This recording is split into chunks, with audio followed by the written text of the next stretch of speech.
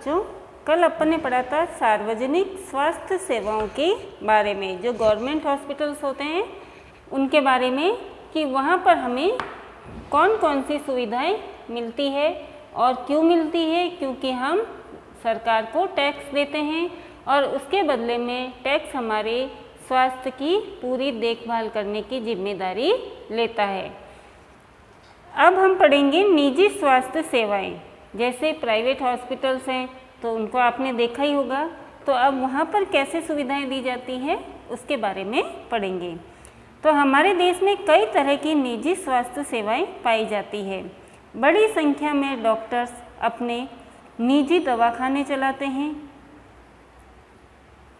ग्रामीण क्षेत्रों में पंजीकृत चिकित्सा व्यवसायी मिल जाते हैं। शहरी क्षेत्रों में बड़ी संख्या में डॉक्टर हैं, जिनमें से बहुत से विशेषज्ञ की सेवाएं प्रदान करते हैं। निजी रूप से चलाए जा रहे अस्पताल व नर्सिंग होम भी हैं।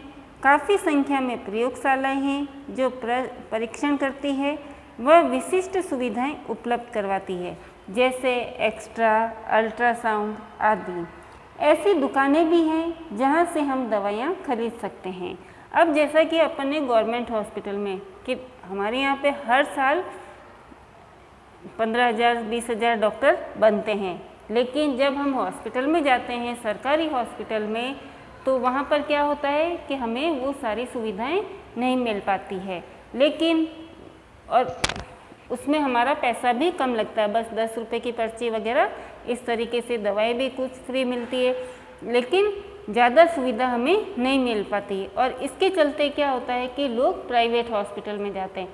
अब हर कोई तो प्राइवेट हॉस्पिटल में जा नहीं सकता, क्योंकि वहाँ पैसे बहुत ज़्यादा लगते हैं। गवर्नमेंट हॉस्पिटल में तो क्या ना, पैसे कम लगते हैं, तो हर कोई वहाँ पर अपना इलाज करा सकता है। लेकिन अगर कोई गरीब व्यक्ति है जो अपना रोज़ का खर्चा आराम से चला रहा है, लेकिन अचानक उसके घर में कोई बीमारी आ जाती है, तो वो ऐसी स्थिति में क्या करेगा? क्या वो प्राइवेट हॉस्पिटल में इलाज करा सकता है?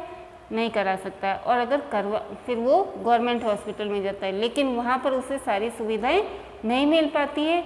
इसके चलते फिर उसे प्राइवेट हॉस्पिटल में जाना पड़ता है और इलाज करवाना पड़ता है। अब उसके पास पैसे भी नहीं होते हैं, तो इलाज करवाने के लिए वो फिर क्या करता है, पैसे उधार लेकर भी अपना इलाज करवाता है।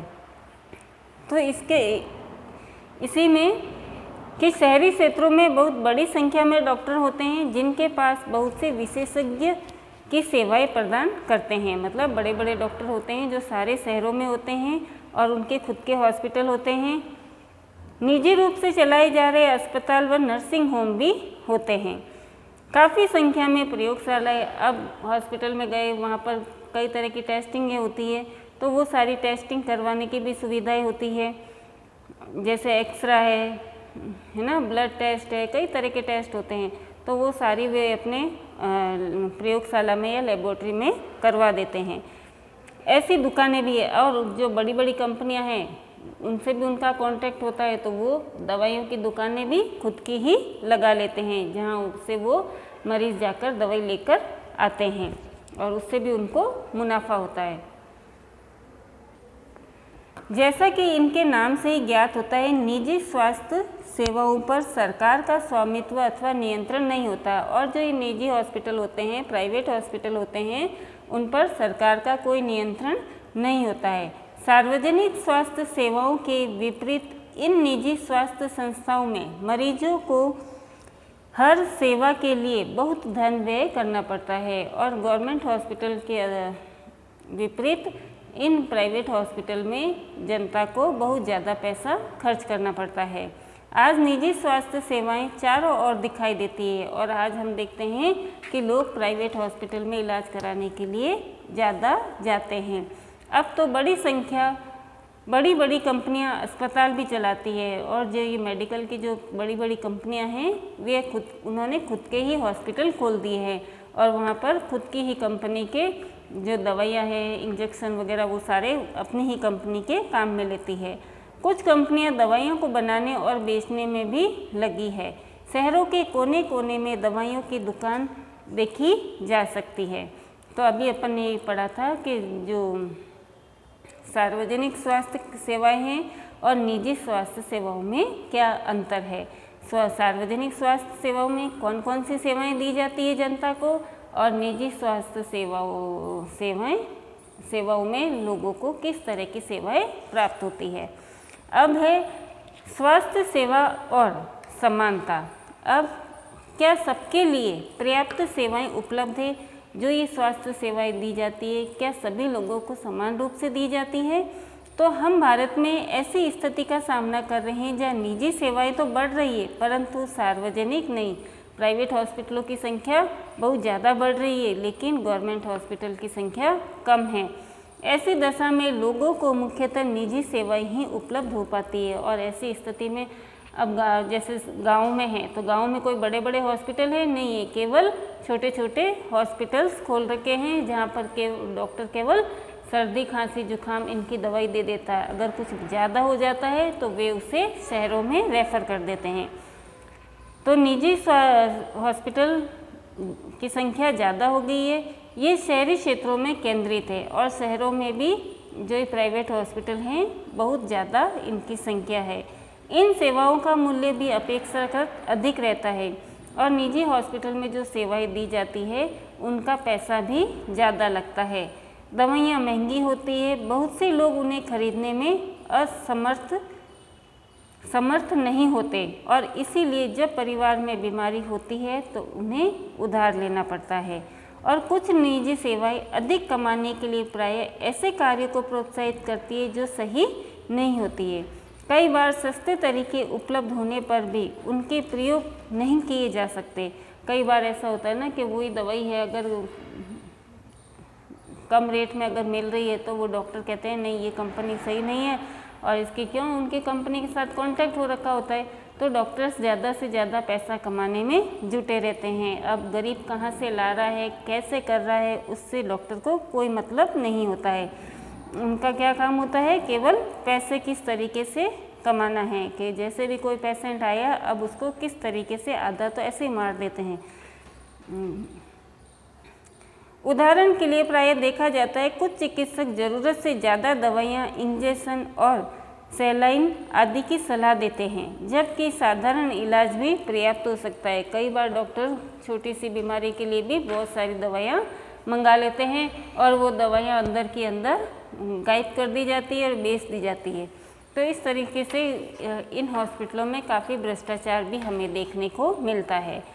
तथ्य यह है कि जनसंख्या के 20% लोग ही बीमारी के दौरान आवश्यक दवाइयों को खरीदने में सक्षम होते हैं और हमारे भारत में जो जनसंख्या है उसमें केवल 20% लोग ऐसे होते हैं जो अपना इलाज खुद के पैसे से आराम से करवा सकते हैं और बाकी के सभी लोगों के पास इतना पैसा नहीं है कि वो प्राइवेट हॉस्पिटल में इलाज ले सके। वे लोग भी जिन्हें हम गरीब नहीं समझते हैं दवा संबंधी खर्चों को उठाने में कठिनाइयों का अनुभव करते हैं।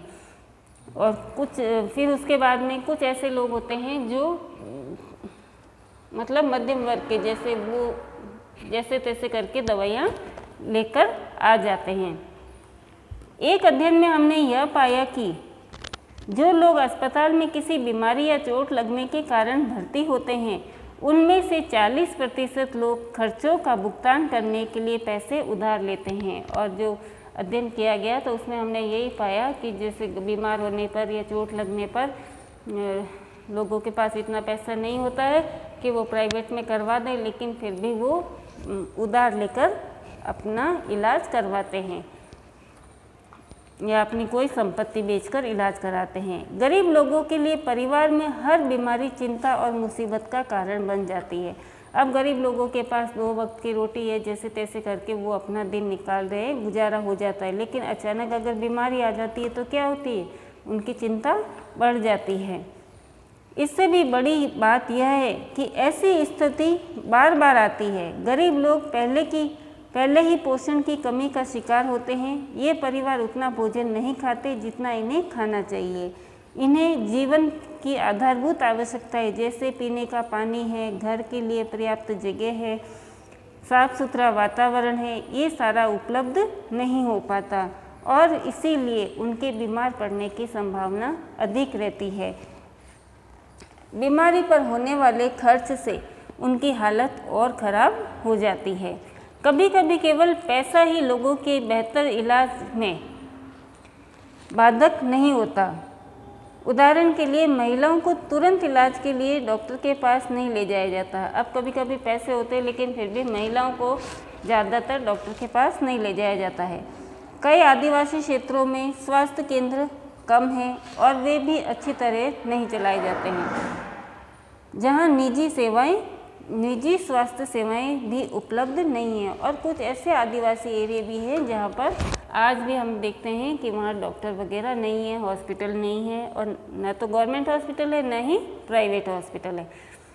तो बच्चों, अपन ने ये पढ़ा कि स्वास्थ्य सेवाएं और समानता, सबके लिए पर्याप्त सेवाएं उपलब्ध नहीं हैं। जो पैसे वाले हैं उनका इलाज अच्छे से हो जाता है, और जो गरीब होते हैं वो अपने इलाज के लिए, जब कोई गरीब जब बीमार हो जाता है तो उसकी चिंता और मुसीबतें बढ़ जाती है। एक तो वो बीमार भी होता है, उसके ऊपर उसके पास पैसा भी नहीं होता है, जिसके चलते वो अपनी ज़मीन बेचता है, लोगों से उधार लेता है, और किसी तरीके से करके वो अपना इलाज करवाता है। ठीक है, अब कल हम पढ़ेंगे इन सब मतलब इतनी परेशानियां हैं तो इनके लिए हमें क्या करना चाहिए। ठीक है, धन्यवाद।